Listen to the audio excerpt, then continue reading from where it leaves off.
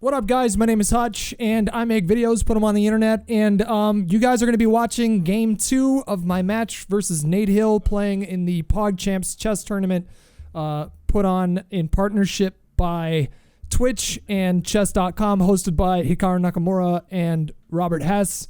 If you guys didn't see the first video, I will put that in the description. There's going to be more chess videos coming. So if you guys are enjoying these videos, maybe click the like button, leave a comment, letting me know. And yeah, sit back and enjoy the analysis. That's E3. Okay, slightly different opening setup by Nate here. Who has been teaching him? Let's listen to Nate and hear his thoughts about this position, because I don't know who his coach has been.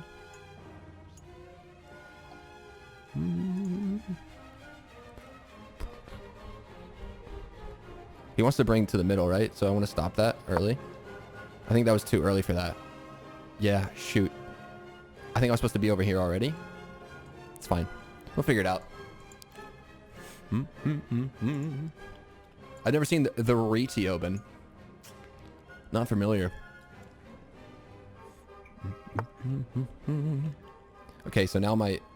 Oh, I do have this still. Hikaru, I feel like I'm watching one of your Blitz games right now. Yeah, exactly, yeah. He was watching video of you right before the match, so you're his inspiration. Yeah, I definitely didn't. I haven't, other than coaching Nate before his game against E-Rob, I haven't given him any other coaching. Then I have to push H, and then that's fine. You only need one nest, right? So he calls it the nest. Mm-hmm. Okay, so they're actually playing the same game, but with the pieces, with the colors reversed.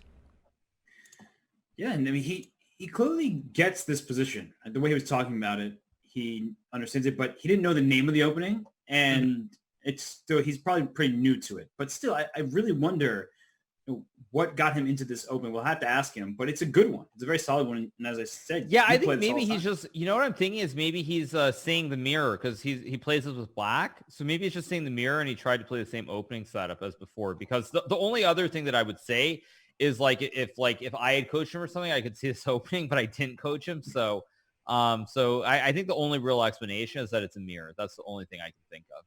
That makes sense. And you do have plenty of videos out there of you playing this exact opening, I'm sure. So it's maybe he was watching, but they're playing the same opening basically with colors reversed now. That's true. He did the same thing, right? The Bishop G2, Castle, it's the same exact position as the first game with an extra tempo. Right. And so I wonder if Hutch has realized that too, though, now.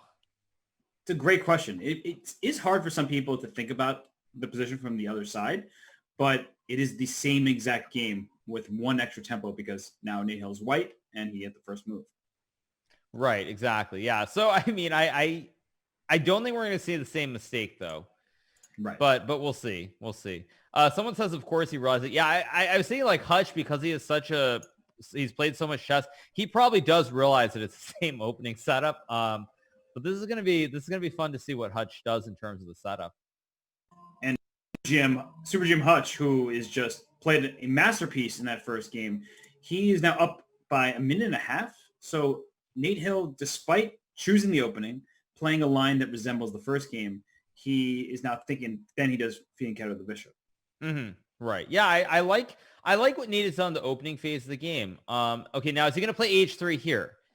It doesn't even matter when he does it, but I do want to see H3 being played at some point by Nate. And that way he can avoid any future E5, E4. We saw him lose to that exact tactic in the first game. It doesn't work so well because the bishop's on B2 stopping E5, but H3 is a very important move, and one that I think he should play right away so he doesn't have to like bog himself down later worrying about it. Right. I would agree with that. Yeah. And actually, this is a great example of, did he have a learning moment? Because they say you either win or you learn. And well, now that Knight C6 is played, E5 is incoming, and there it is. Very nice from Nate. I like this. Yeah, very, very nice move. And just for everybody watching, once you fianchetto your bishop, it means your bishop can't really retreat, because once the bishop goes to D7, it can't go to H5 because the pawn on G6 actually blocks its progress. So you can play this move G4 and the bishop is trapped. Exactly. Yeah. No, this is a great opening so far from Nate. I like what he's doing. And here he's probably going to play D3, I assume, or D4. My concern with D3 is that maybe Hutch will go queen to C8. I hope he doesn't do it. That'd be really nasty. Queen to C8 might already be really good for black.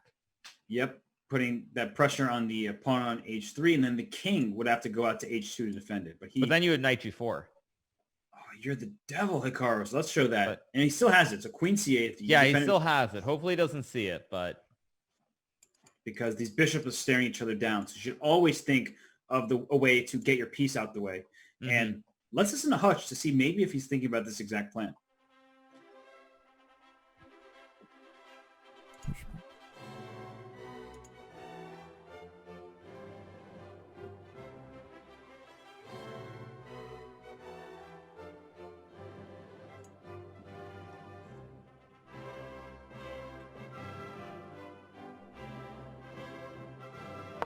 All right.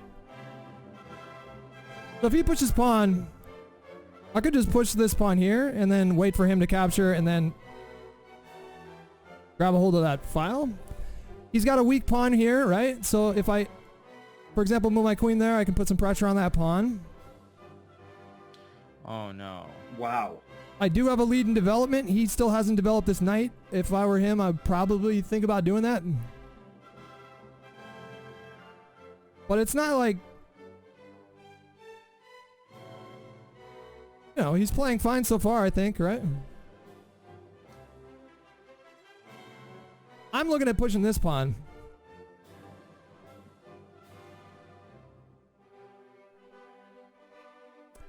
Also, queen here is like an interesting he talks like an experienced move, maybe with the idea of like... Yeah, you know, no, like he's that. definitely played quite a bit. Yeah, it's just a very tough matchup, I think, for in general for Nate, certainly. But he plays E4, which I really like. This is a good move. He's playing in the center of the board.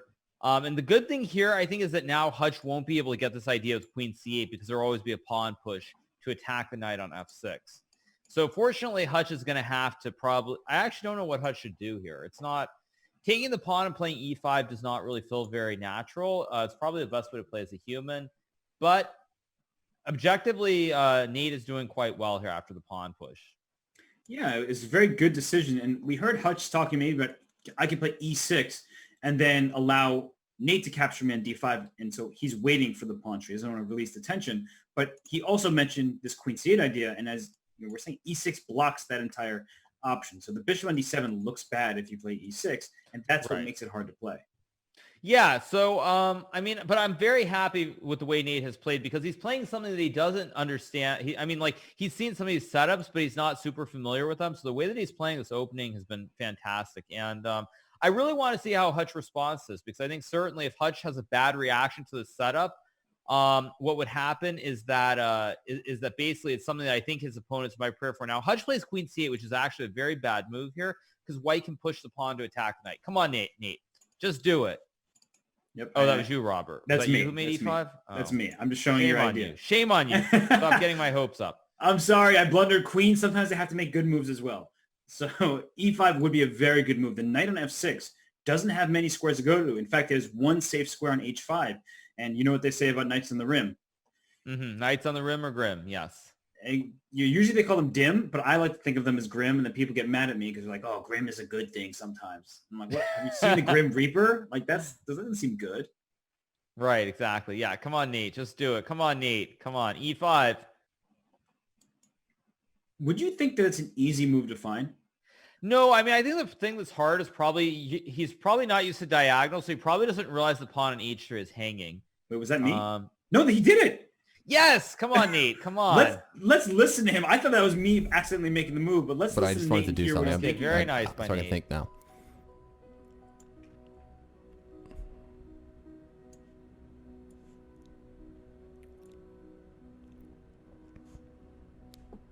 And he's extremely quiet. There's no way he takes it. Hold on, let's think. Gotta get my horse out. Gotta get my knight and my rook out. Yeah, that's obviously what he's gonna do. It's annoying, but let's see. Is he forced?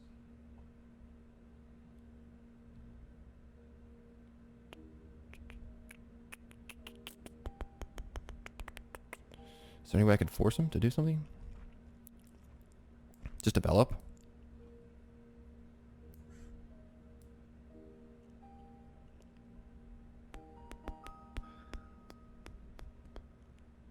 He doesn't see that pawn h3 is hanging a card.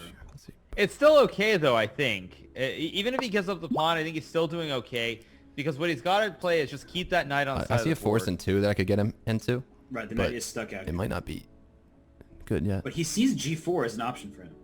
Right, so even though queen e2 is a blunder, I think even though it's a blunder, it's a good move because he sees the idea of g4 to trap the knight. So obviously he misses the pawn, but I like the reasoning and what he's trying to come up with. So in general, I think it's very good. I'm very pleased with what I'm seeing out of Nate in both of these games. Honestly, like he's a big underdog, but the reasoning behind his moves has been very fundamentally sound. For sure.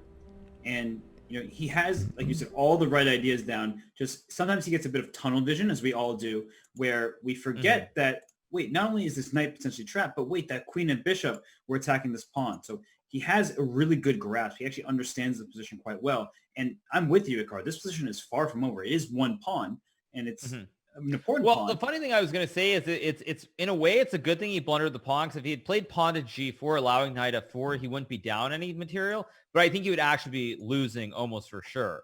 So in a way, it's a good thing that he blundered this pawn, because now he'll never have this pawn push to g4, after which he would be very close to loss. It's a great point that in terms of ease of playing, he plays king h2 now. So if he played that one move earlier, that would have been preferred. But now if you take on g2 and the king takes, I get the open h file for my rook. So it's not all bad for white. Yeah, I mean, the game is still very much alive for white with this knight on the edge of the board. I think the main issue for Nate here is trying to develop the knight and the rook into the game. That's the main problem. But again, it's still only one pawn. And against somebody like Hutch, who's one of the best players in the field, to only be down one pawn, to be hanging in there the way that Nate has, I think it's great. It's great to see. Agreed completely. And one thing I would say in addition to all that is that from Hutch's point of view, he knows he's the favorite, but he also knows that his knight on h5 isn't comfortable. But sometimes you play a move like f6 or trying to desperately free up that knight, and those kind of moves can backfire. While it does help the knight, it exposes your king a bit more. So you have to be very careful before ever pushing this f-pawn, because then your king on g8 at least will feel a little bit of heat. Right, exactly. So I think this Nate's done a great job. Queen f5 is a fantastic move from Hutch here. And now really the only move that I think probably keeps Nate in the game is probably something like knight to a3, but it's a very hard move to play. You put the knight on the edge of the board. I think most players have been told not to do that. They've been told you want to bring the knights towards the center. So I think, okay, queen e2 is not a bad move either, actually. It's not bad at all. I kind of like this move as well. This is good. Yeah, he protects this pawn e5 another time so that he can actually develop the knight to c3 now. Right, exactly. Yeah. So I like what Nate has done. Again, both games. First game, the one mistake, the bishop for the pawn, but here like one small mistake and it's only one pawn. And probably against Hutch, it's going to be too much. But it's great to see considering how strong of a player Hutch is. Yeah, and Hutch has to find these good moves, which he has been finding, like queen to f5. But it's not such an easy position for him either, because there are no more clear targets to exploit. So he'll have to actually come up with a plan rather than just like piling up pressure on a single piece. Right, exactly. And again, this is where it's going to be very hard for Nate. Starting to get a little bit low on time. He's got to find a way to bring... the knight. Unfortunately, yeah, this is the natural looking square, but it blunders the pawn on c2. Although I guess he's still in the game because with this knight still stuck on h5. Okay, now he goes knight h5. Okay, or queen g4 rather. Okay, come on, Nate. Queen e4. Let's see.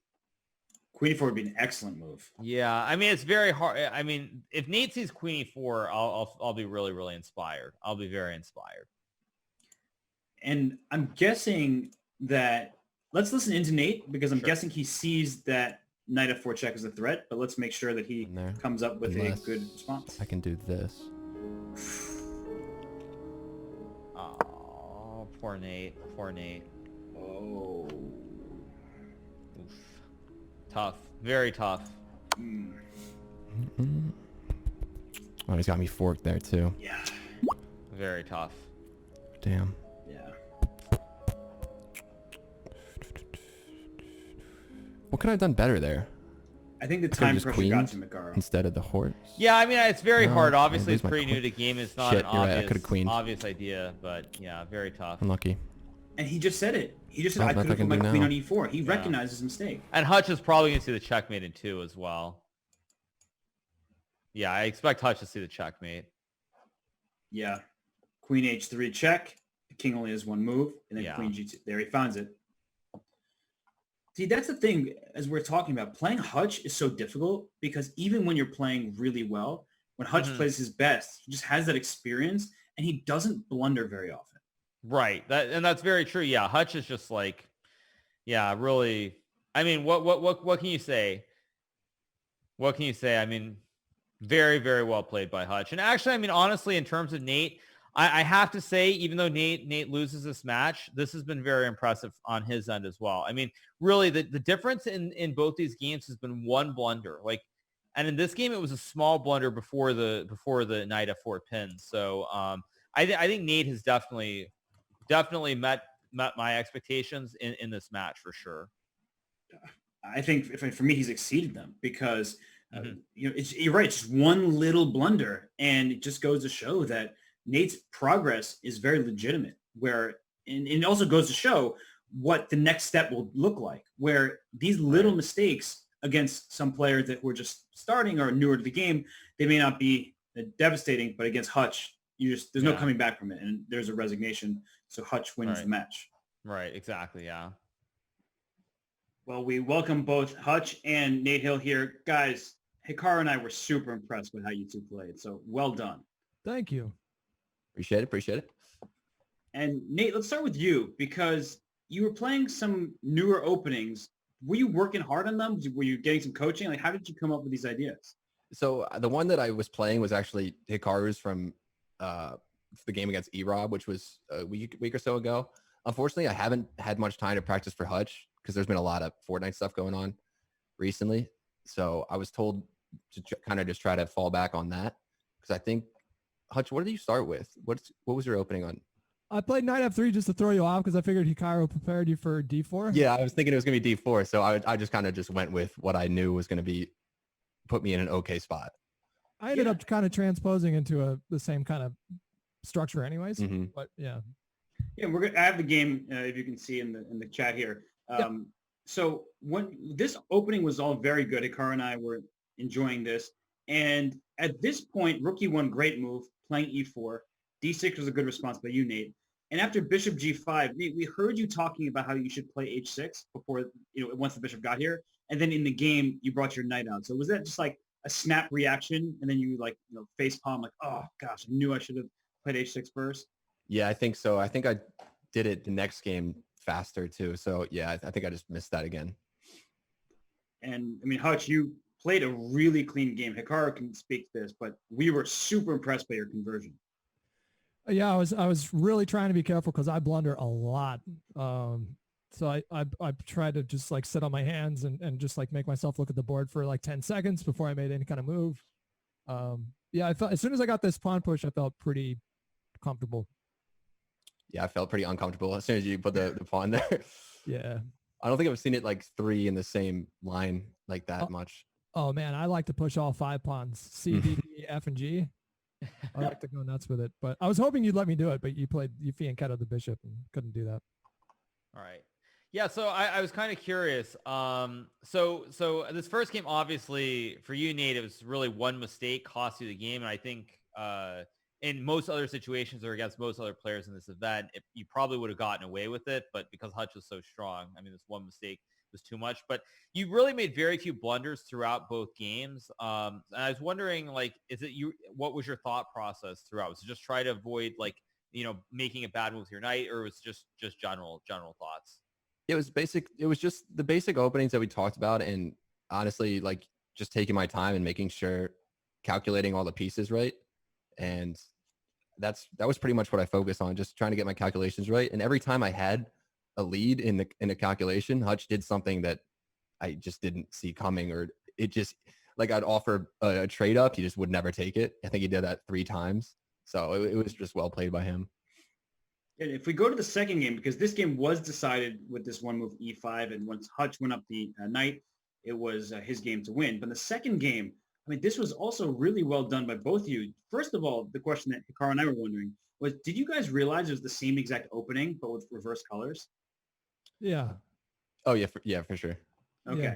Because sometimes people just don't recognize that, like, it's what they just did. And because if you're playing with different color, you just forget that last game. But it's good that you had that. And first, you, Nate, you saw that this bishop should be kicked out, and you learned your lesson and played h3. Exactly. Yeah, I was hoping you'd let me get away with it again, but I figured On white pieces, it was a little easier to see, I guess. yeah. But I also kind of wanted you to push that pawn because I knew that it would make that h3 pawn a target at some point. Mm-hmm. And I ended up moving my queen to c8 and doubling up on that. So actually, I was going to add one thing, Robert, if you stop after bishop d7. So I was wondering if you realize this, Hutch, that after pawn to d3 here, you could have gone queen to c8 right away. Yeah, I was thinking about it. I can't remember what move I played before I did that. Well, basically what you did is you allowed Nate to get his pawn rolling. So pawn was on e4 when you played queen c8. Because if you go queen c8 right here, white is already, I think, close to losing. So if I go king h2, you have knight g4. Okay. Which I think you got to that point later. Wait, why? Explain why that's good. Because when I take the knight, you take the bishop on b2. Yeah, I was looking at that move. I think I got too into my head. Sometimes I play a little overly cautious. Wouldn't I take the bishop there, Hikaru? What's that? You have to take the Oh, I'm knight because your checked. king's in Oh, check. yeah, I'm already It's a checked. Yep. discovered check. I moved the Yeah, knight to okay. attack your king, and then I take the bishop, and then your rook next. Oh yeah, that's huge. Yeah, it's But a really because- good. Oops, sorry, go ahead. Hikaru. Go ahead, Robert. It's a really good lesson that when pieces are on the same diagonal, these bishops or if rooks are on the same line, that if you can get the piece out of the way and with a check, that way it has to be dealt with, then the other bishop that you're attacking now becomes yours. Yeah, that's huge. So like if you go forward in the game, like Hutch did this a few moves later, but you actually responded very, very well to this. You played e4. And like here when he played queen c8, it's the same thing. If you move the king up to protect the pawn, there's the same knight check. Right. And so you played e5, which was a fantastic move. And then Hutch played knight to h5. And here actually, if you'd gone king to h2, protecting this pawn now, you would have been probably quite a bit better because this knight is very uncomfortable on the edge of the board. Yeah, I was worried about Because- getting trapped. That's what I was trying to work on it. I guess I didn't see that king move. Yeah. Yeah, And it's a hard move to see. Did you see that your pawn h3 was under attack, Nate? Yeah, I did. I started thinking about something else. I forget what I tried to get your knight trap. Basically, that's what I was going for. But I was going to do it in 2 moves, but you did the bishop and then kind of screwed me. Right, because like if you go queen d2 and then you just make a random move like a6 or something, then pawn to g4 does trap the knight because your queen covers the one. Exactly. That's what I was going for. But I think, Yeah. yeah, I was unfortunately, you worried take the about- pawn. I was Mhm. worried about him moving to queen to d2 because I would have had to move my bishop and then move my knight to like a really unnatural spot on g7, Mm-hmm. and that would have you would have started cramping my position. I started to get like a little nervous here, but as soon as you let me take the pawn on h3, I figured I was pretty good. hmm Yeah, and Nate, that's why I was wondering if you saw that the pawn h3 was hanging, because you had the right idea, like the 100% correct idea, but unfortunately the one reason it doesn't work is really good for Hutch, and he saw it and snagged your pawn. So I was just wondering if you had a little bit of tunnel vision, so focused on this knight on h5 and trapping it that perhaps you overlooked the fact that this pawn h3 was happening. And that happens to all of us. So Yeah, I there's no think shame there. that's about what happened. Yeah. And I mean, honestly, and after that, you came back pretty well because it was not a clear, you lost a pawn, but the game was not over by any Yeah, it was stretch only of the down 1 pawn, but then I made a huge, stupid mistake with I saw my horse over here doing nothing the whole game. Sorry, knight, and I just I just want to get him out and do something, and just made a huge mistake on the next move. And as soon as you made a mistake, we actually tuned into your stream, and you were like, "Oh, I should have put my queen on e4." And actually, if you played queen e4, Hikaru, I mean, we thought that White's position is not bad at all.